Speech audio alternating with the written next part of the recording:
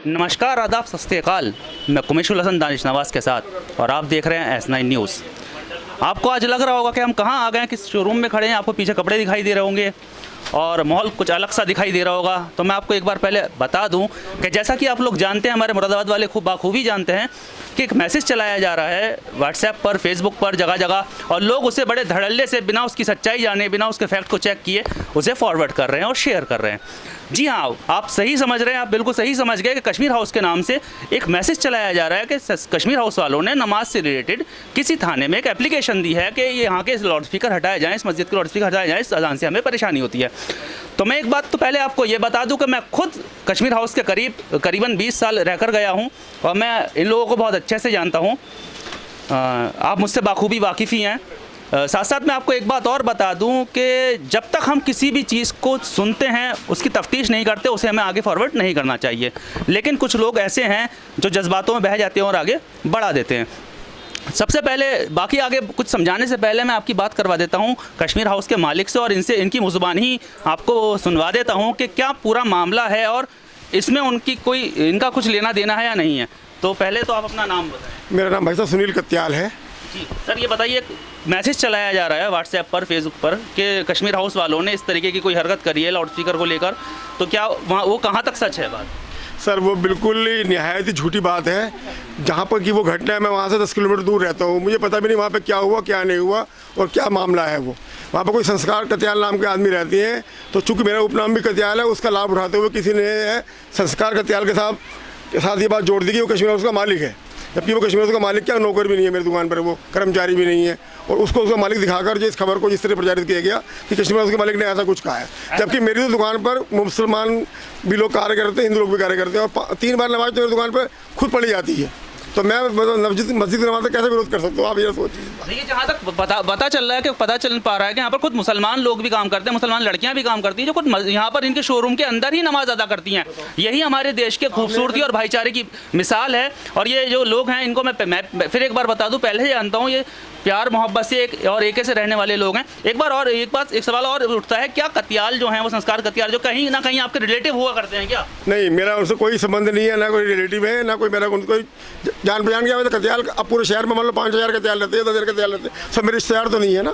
तो आपने इसके लिए क्या कार्रवाई अब की है? मैंने अभी SSP साहब को प्रार्थना पत्र दिया है कि जिसने भी ये घृणित कार्य किया है, मेरे व्यापार को बदनाम करने के लिए किया है, उसको जो है देखा जाए कि किसने यहाँ से शुरुआत की है, उसको पकड़ के जो है साइबर क्राइम के तहत सजा दी जाए। अब कहीं ना कहीं हो सकता है कि आपके ही सेम प्रोफेशन वाले बंदे की ये हरकत हो। हाँ, व्यापारी की प्रतिस्पर्धा तो नज़र आ रही है इसके अंदर कि हमारे काम से जलते हुए उसने हमारे काम को बदनाम करने की कोशिश की है ताकि जो है इनका काम घटे और मैं उसका लाभ ले सकूँ।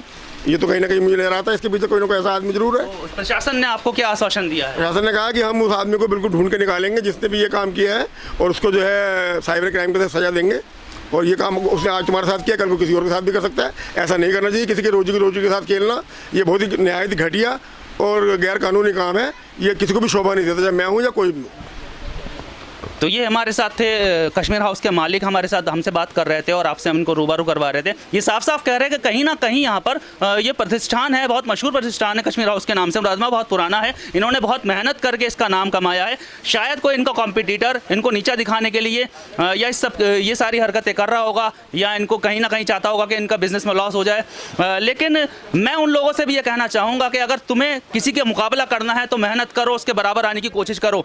ये हर प्रोफेशन में देखा गया, हमेशा देखा गया है कि जब हम किसी की बराबरी नहीं कर पाते तो उसकी टांग पकड़ के खींचने की कोशिश करते हैं। साथ साथ मैं आपको ये भी बता दूं, ये जो कश्मीर हाउस जहां पर मौजूद है, इसके बिल्कुल ठीक पीछे पुरानी तहसील है जहां पर मस्जिद है। और मुझे खुद बता सकता हूं कि अगर इनको कभी एतराज़ होता, कुछ होता, तो इनको एतराज़ उस मस्जिद से होता जिसकी 4 वक्त की नमाज ये खुद अजान यहाँ बैठकर सुनते हैं। एक बात और मैं आपको बता दूं कि चमक्का पुल का चौराहे पे जहाँ पर इनकी शॉप है, इसके सामने की तरफ भी एक मस्जिद है। यहाँ पर खुद 2 मस्जिदें हैं, इस प्रतिष्ठान के दोनों तरफ 2 मस्जिदें हैं और दोनों में 5 वक्त बराबर लाउड स्पीकर पर आवाज़ होती है। इन्होंने कभी उसका एतराज़ नहीं जताया। तो जो भी ये कोई काम कर रहा है वो सिर्फ अपने शहर का माहौल बिगाड़ने के लिए या इनको बदनाम करने के लिए कर रहा है। साथ साथ जो लोग इसको शेयर कर रहे हैं उनसे मैं भी कह दूं, पहले तो जिसने ये फॉरवर्ड करा या चलाया वो गलत है, इस तरीके की अफवाहें नहीं फैलानी चाहिए। और साथ साथ वो लोग उनसे ज़्यादा गुनाहगार हैं मेरी निगाह में जो लोग इस बात की सच्चाई जाने बगैर या किसी भी बात की कोई भी अफवाह अगर आपके पास आती है आप उसे उठाते हैं और फॉरवर्ड कर देते हैं, उसकी सच्चाई जानने की कोशिश नहीं कर रहे। तो आप उससे ज़्यादा गलत हैं, क्योंकि आपने किसी भी झूठी बात को आगे बढ़ाया। तो मैं आपसे गुजारिश करूंगा कि ऐसी झूठी अफवाहों को ना फैलाएं और देश का माहौल बिगड़ने से रोकें। साथ साथ अगर बात होती है देश का माहौल बिगाड़ने वालों की, तो हम उनके साथ भी, उनके लिए भी ये कह देते हैं कि देश का जो लोग माहौल बिगाड़ना चाहते हैं वो ना मुसलमान होते हैं ना हिंदू होते हैं, वो किसी धर्म से ताल्लुक़ नहीं लगते, उनकी अपनी अलग सोच होती है, अपनी अलग उनकी मेंटेलिटी होती है। आप लोग प्लीज़ उनके साथ इन्वॉल्व ना हो। और साथ साथ मैं एक बात और कह दूँ आपसे, अगर कभी किसी प्रतिष्ठान वाला कोई ऐसा काम करता भी है तो हम मुसलमान जो हैं या इस्लाम का जो काम है, जो पैगाम है, वो मोहब्बत देने का पैगाम है। आप उसको मोहब्बत दिखाते हुए उस प्रतिष्ठान पर जाएं, वहाँ जाकर ख़रीदारी करें और अगर आपके दिल में कोई बात है तो वो बात उनसे रखें। तो शायद अगर कोई ऐसा करता भी होगा तो ऐसा नहीं करेगा। लेकिन यहाँ तो साफ़ हो गया है कि कश्मीर हाउस से ऐसी कोई बात कभी नहीं कही गई है। आखिर में बस मैं इतना ही कहूँगा कि बहती है प्यार की गंगा बहने दो, मेरे देश में अमन की गंगा रहने दो और मत बांटो हमको हरे और लाल रंग में, मेरे छत पे एक तिरंगा रहने दो। शुक्रिया।